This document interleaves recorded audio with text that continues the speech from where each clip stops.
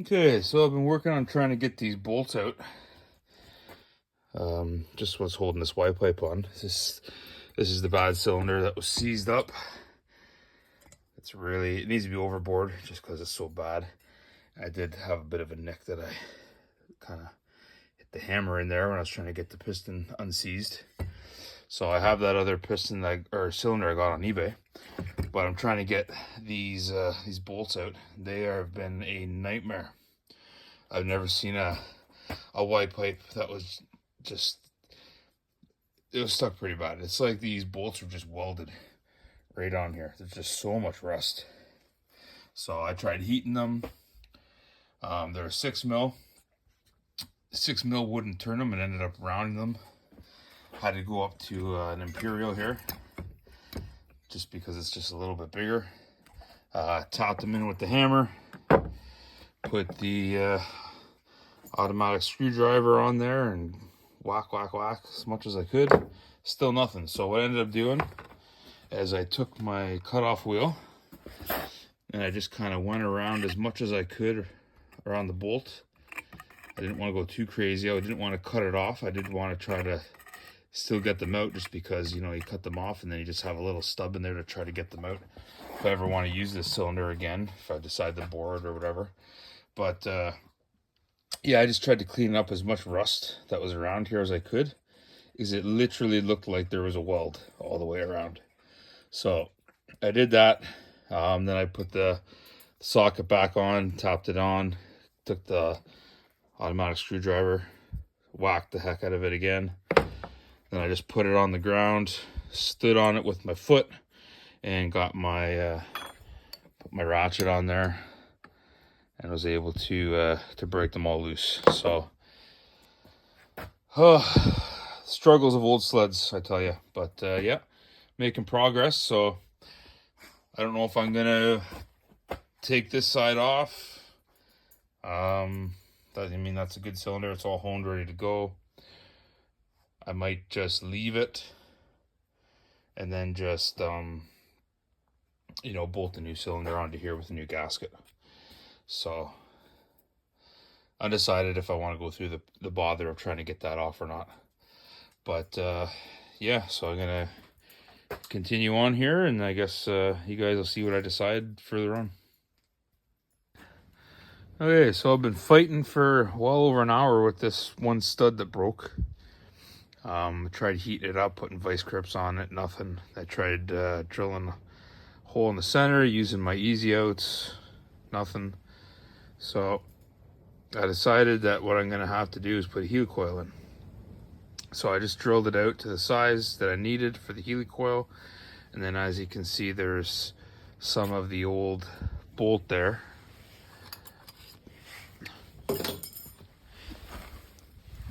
Basically the part that was kind of left in there. If I can get that out or not with one hand.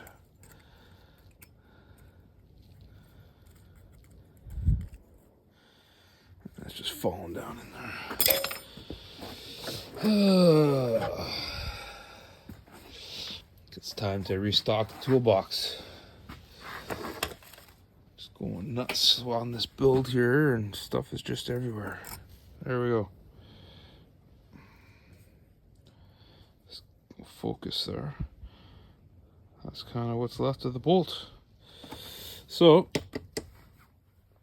that hole drilled out, so I'm gonna put a helicoil in. So if you don't know what that is, basically if your threads are damaged to the point where a bolt won't go in, you just drill a hole bigger, and this is like a threaded insert here that just kind of threads in. So it's basically like making new threads in there. So I'm gonna get that installed, and then make sure everything's good and button this back up. Okay, so after you've got run your tap through there for the helicoil, this is a special tap that comes with the helicoil set. So you can see, get the light to shine in there. We got some threads in there now. So the helicoil is on the installation tool. I just put a little bit of Loctite on there. So I'm just gonna go and we're gonna get this started in here. Hopefully it'll go in there okay.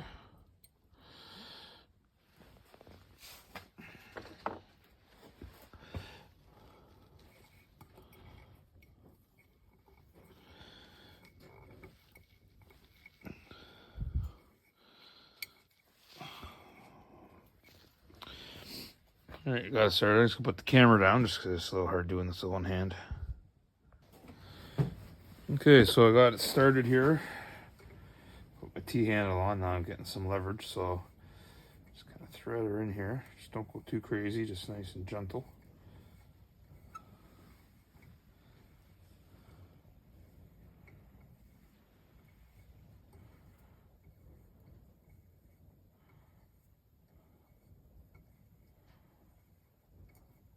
And once it's down in there, you just unthread it.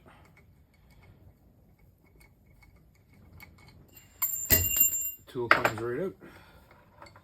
So what I can do is I can just get this manifold bolt in here, get it started. As you can see,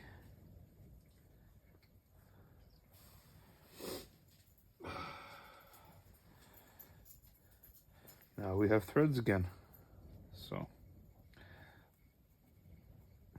that's something you can do to, if you ever have holes that get stripped, then you can just do that. So I don't know if you can see it in here. Try to shine the light in there. You can see it down in there. So you can get different lengths of helicoils. This is the only one that I have. So I kind of had to sink it down in there a bit. It's going to catch, you know, let's say, good at least ½ inch of threads, which has like 6 threads or so before it snugs up. So it should be sufficient. But yeah, that's kind of worst case scenario with a broken bolt if it doesn't want to come out. So anyways, we'll get this cylinder all cleaned up and get it ready to put back together. Okay, so I'm getting ready to throw these cylinders and Y pipe all together. So I just put a thin layer of RTV silicone, high heat stuff.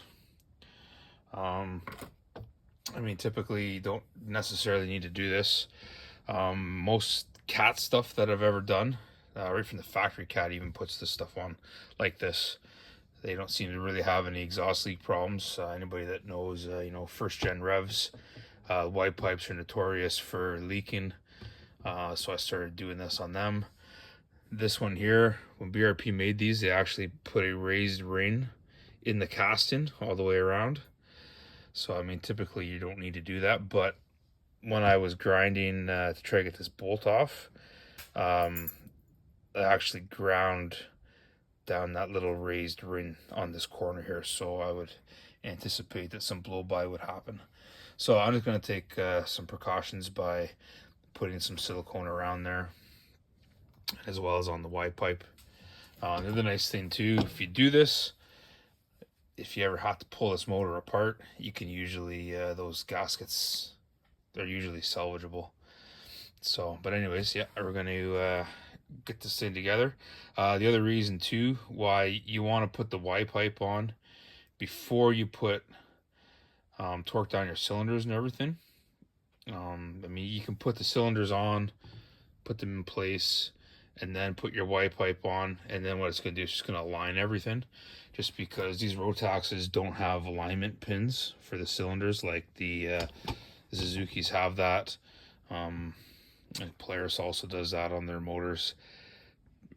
Probably even Yamaha. I really haven't had too many Yamahas apart. It's not my specialty, so I don't really work on doing motors on those. But something that Rotax really has never done.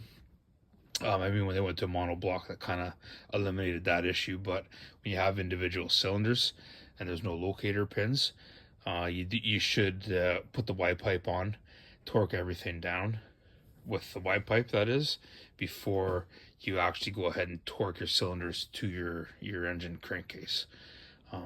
The other thing is, if you were to put your cylinders on, get it all torqued on and everything, and then you go to put your Y pipe on, if your cylinders are cocked just a little bit, then you're going to either have problems getting your bolts started for the Y pipe, or you're not going to get everything to cinch down and to close up nice and tight, and it's going to cause exhaust leakage.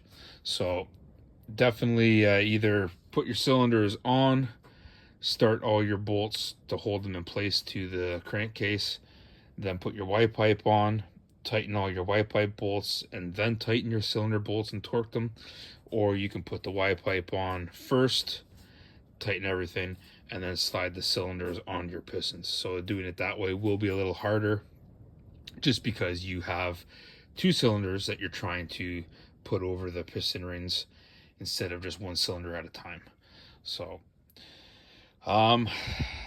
yeah, I'm probably going to go ahead and do each cylinder individually first, just to make it easier, and then I will bolt the Y pipe up. So I'm going to get all set up for that, and I'll set the tripod up and throw the time lapse up, and you can watch me do all that. Okay, so one thing to remember when you're putting piston rings on, there's different types. This particular motor, and it's that way for all the rotary two-strokes that are double ring. Your bottom ring is a square ring, meaning that if you look down on the profile, it's actually square.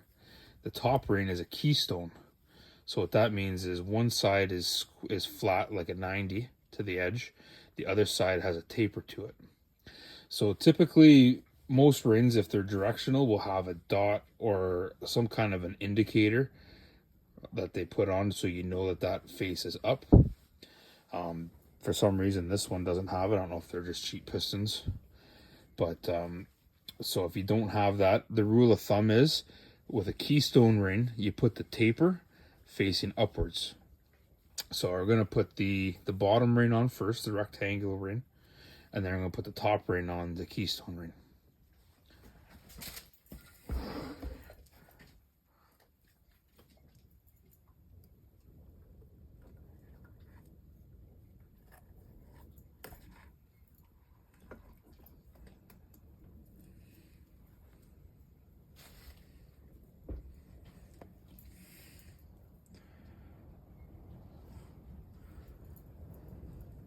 So what you want to do when you're putting rings on is find where your locator pin is, put your one end almost right to where it is in the groove, and then just slowly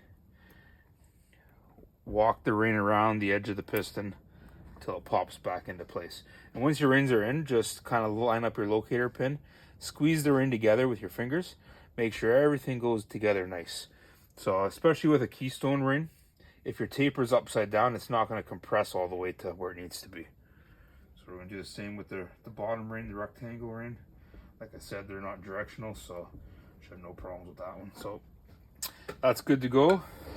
Now the only thing that I'm going to do, a lot of these rotary motors, especially the 670s, were bad for blowing base gaskets. And this aftermarket gasket set, I'm really not happy with the base gasket fitment. I had to notch out a little bit of the gasket here for the oil feed for the rotary shaft, just because it was kind of interfering.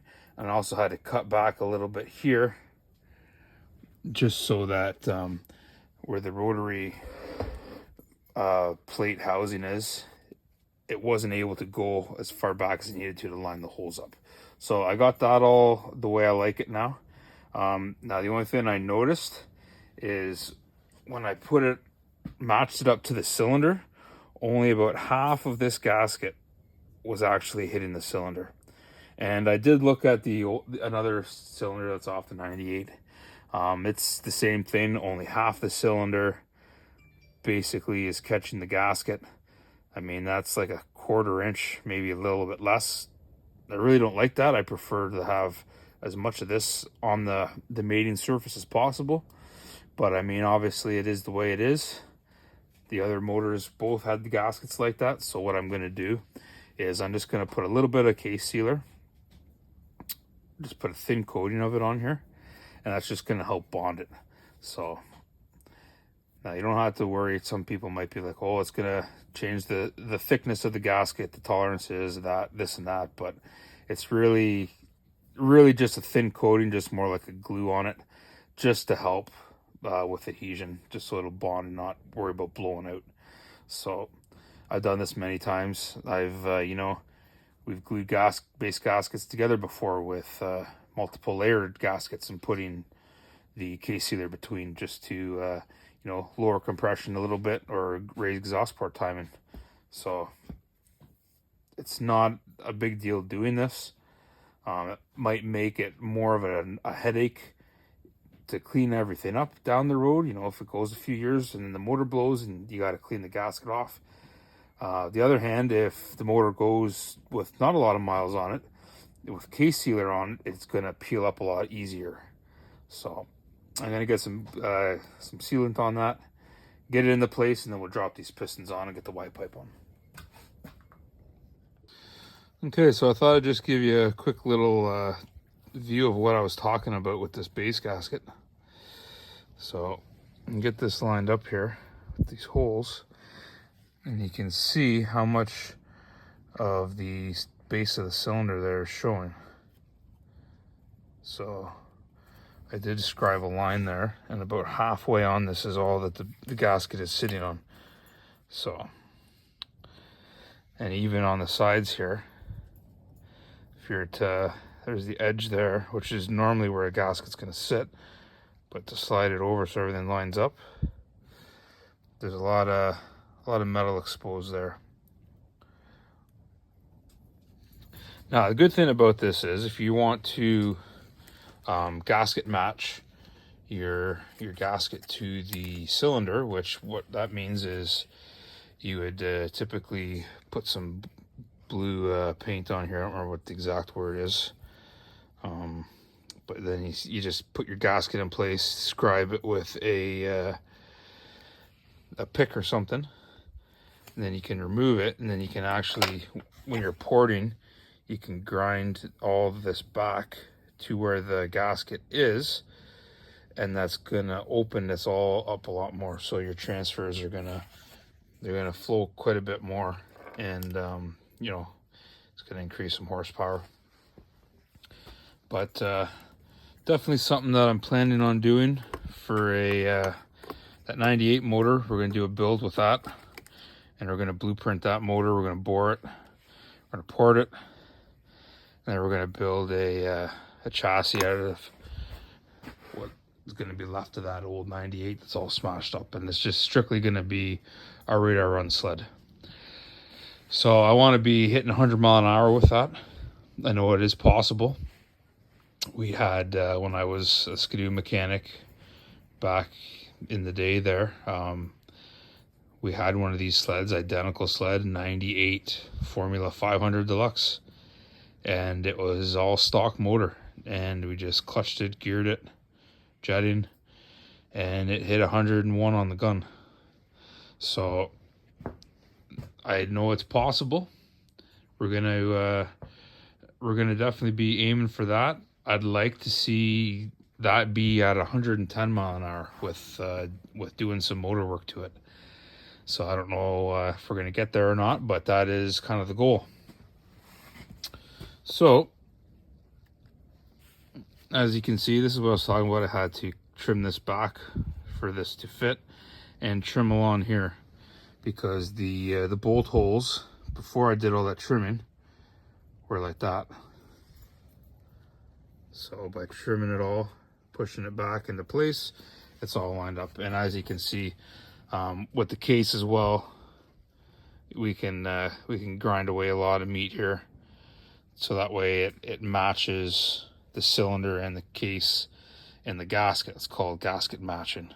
So when you're porting, a lot of guys, like in the automotive industry, when they're doing cylinder heads and stuff like that, for their intakes and their exhaust runners, they basically put the gasket up there and they'll scribe it, and then they'll grind back to the gasket. So just it's all about flow. There might be a little bit of improvement that we can do on the boost ports here, but yeah. So this one I'm leaving stock. It's just going to be a trail sled for my son, so we're not going crazy, but it's kind of what we're going to be doing with the 98 motor. It'd be a summertime project. So anyways, I'm going to get this thing ready to go back together, and yeah. we'll get ready. Okay, so I have a very, very thin layer, 518 on the cylinders here. Like I said, it's just basically going to act as a adhesive or glue, whatever you want to call it, just to keep the base gasket in place, just because there is such a small area here where it's going to be grabbing. I mean, you don't typically need to do this on most motors. I always check the gasket first to see how it fits, especially using aftermarket gaskets. You know, sometimes the fitment's not as good as an OEM gasket. But the other thing you can do is you can buy what's called a gasket tack spray.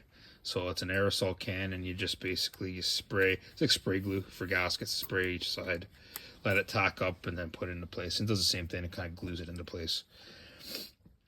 Anyways, we're going to get this all together. I'm talking about this for a while. Keep bringing you back for different things that I'm doing before it actually goes together. So I'm going to set up the tripod, and we're actually going to get to it.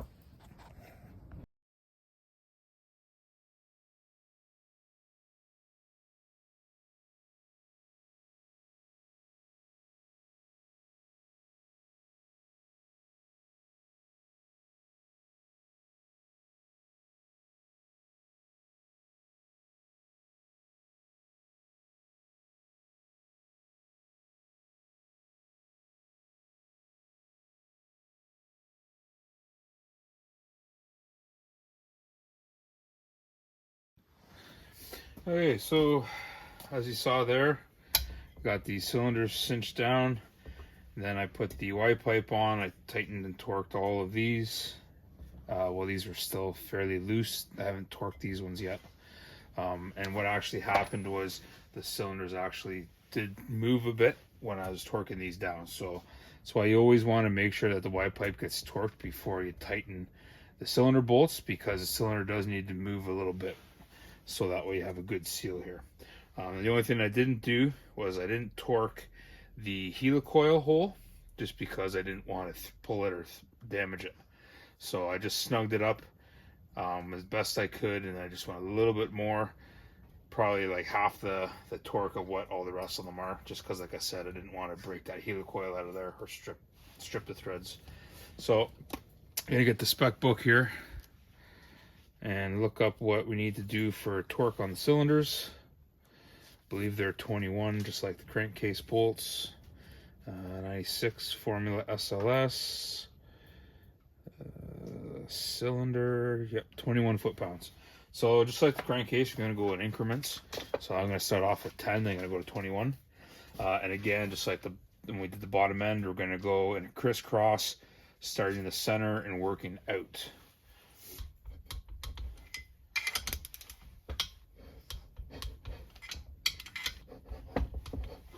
Okay, so I just torqued down. So the next thing we're going to do, going to get the O-rings on for the outer O-rings of the cylinders and the inners. Before I do that, I am going to spray some lube down on the cylinders here. I'm going to rotate the motor over and keep on adding some spray, some injection oil. Basically, we want to get the cylinders lubed up and the skirts and everything. I'm going to spray some fogging oil down in the Y pipe here just to get to the skirts, and then just continue to keep on rotating it. So that way when we upon startup, we don't have to do any damage. I mean, we already have one used piston, the other one's brand new, and this is the piston that came out of this cylinder, so that one should be fine. But I don't like to do engines dry upon startup on rebuilds. And the other thing is we are going to run premix for the first tank, just to help break everything in.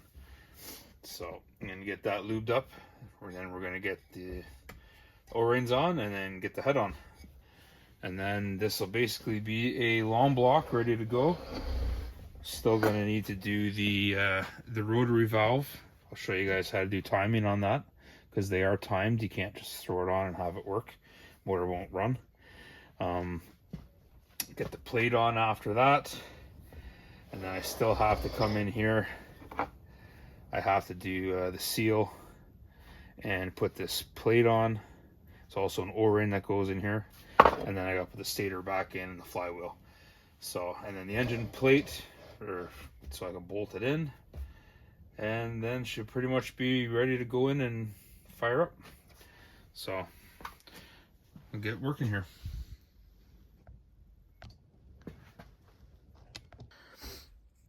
Okay, I just wanted to bring to everybody's attention this gasket set that I'm using. It's by Race Driven, I believe it's called. Yes, these guys here. Very unhappy with this product. So I only have one of these. It's missing the other one, so I'm having to reuse the old one. The O-rings for the head, as you can see, are way too small. I mean, I've had to stretch O-rings before to get them to fit, but like this is ridiculous. And they're actually a lot thinner diameter too than the old ones. So also when I went to put the new seal in here, it wouldn't sit down all the way. It was binding because it's just a little bit too thick a rubber. And yeah, ended up damaging it trying to get it in. So I had to order another mag one. This one's a Windrosa one. And I should have just got a Windrosa gasket set for an extra 15 bucks. This was the cheapest one that I could find on eBay or Amazon. They advertise and sell on both places, same price. So, you know, trying to do this on a budget. So I thought, well, I'll give this one a try. Never heard of them before. But, yeah, so not happy. But, have to keep pressing forward, I guess. Hopefully, everything will seal up fine. So I'm undecided if I'm just going to keep trying to stretch these to get them to fit. Or if I'm just going to look at my best used ones. I mean, I have 5 cylinders to choose from, but very disappointed. So anyways, just thought I'd let you guys know that. Don't know if I would use that company ever again. Just stick with Windrosa, or I think they're called Vertex now. But anyways, thanks. Okay, so I got the head on. I was able to get those O-rings for the cylinder all stretched out. Had to like pull them 3 times their size for quite a while to get them to stay. But they're in, so hopefully they don't cause me a leak down the road. So torque specs. We're going to look for the cylinder to head. And again, 21. So it's pretty standard on all these Rotaxes for the 8mm bolts to be 21. Now, the nice thing about the head bolts here is they actually have numbers beside each bolt, so you know the torque pattern here. So, and obviously it's a crisscross from the center out. So I went ahead and just put it right to 21, just because I did use the impact gun to snug them down, so they might already be fairly tight. So I start off with number 1 here. And 12. And I'm gonna go through again just to make sure everything is good. All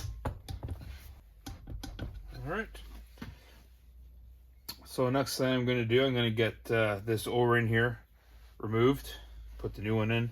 Need to put a couple O-rings around the spark plug caps there. And then we'll put the top cover on. So then these ones are just little, I don't even know if they're 6mm, they might only be 5mm bolts. I think that's what they are. So they're probably only going to be around 5 to 7 foot-pounds. So not very much. I'll just hand tighten those. I won't even torque them.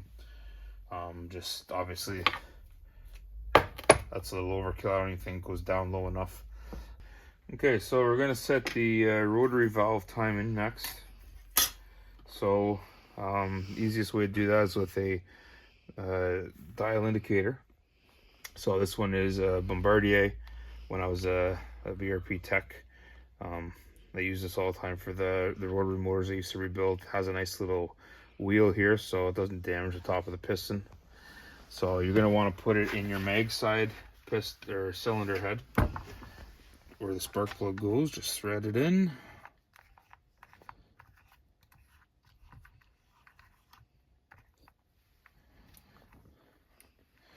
Then you're going to turn the crank. And you're going to watch the needle as you're turning the crank. So once it starts to move, you can see this is raising. So you want to go all the way to the top, and then it'll start to go the opposite way. That way you know you're past top dead center. So there you go, it's going backwards. So now we're past top dead center. So we want to bring it back.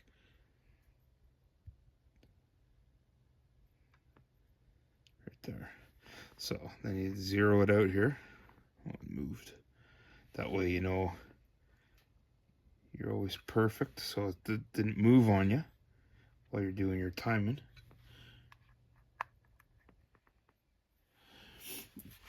And then what we're going to do is we're going to take the degree wheel here, just like basically a full protractor, which goes on there.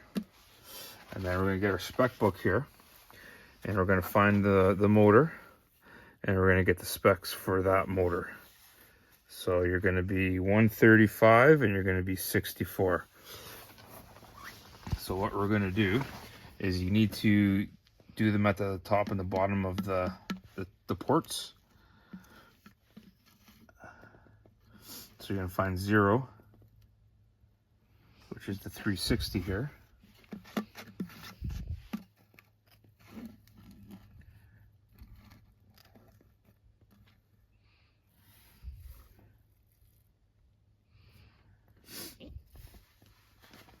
Let's see.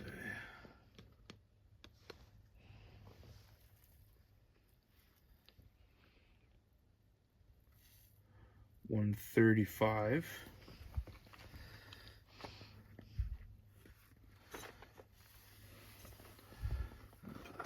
Anything to describe that with. So 135 is about right here. So don't mark up your face. It's best to use a marker if you have one, just a very light scribe on there. Okay, so then the next you're going to take the 360 and go to the top of the port.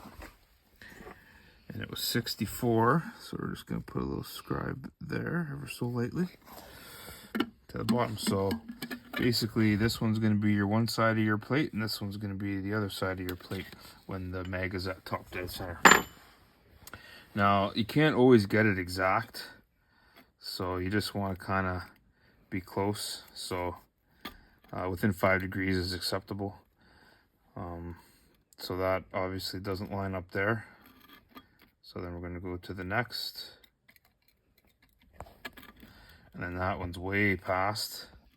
So if that's the case, then normally, if you can't get it closer, you'll flip this right over, because it'll end up being different once you flip it. So that's too much.